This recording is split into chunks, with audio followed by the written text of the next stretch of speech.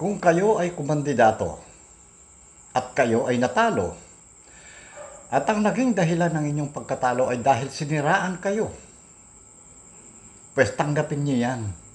Isang napakagandang dahilan at maitatago nyo dito ang inyong mga kahinaan. Halimbawa, nasangkot na kayo sa isang hindi magandang usapin.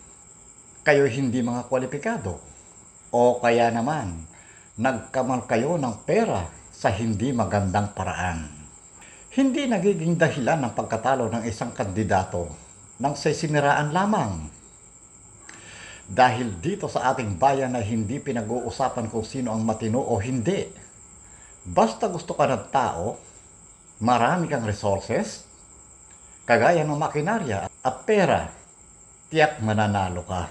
Ngunit sa kabila ng lahat ng yan, at ikaw ay talo pa rin, isa lang ang ibig sabihin yan, ayaw na sa inyo ng tao. Hindi dahil siniraan kayo, kaya kayo natalo.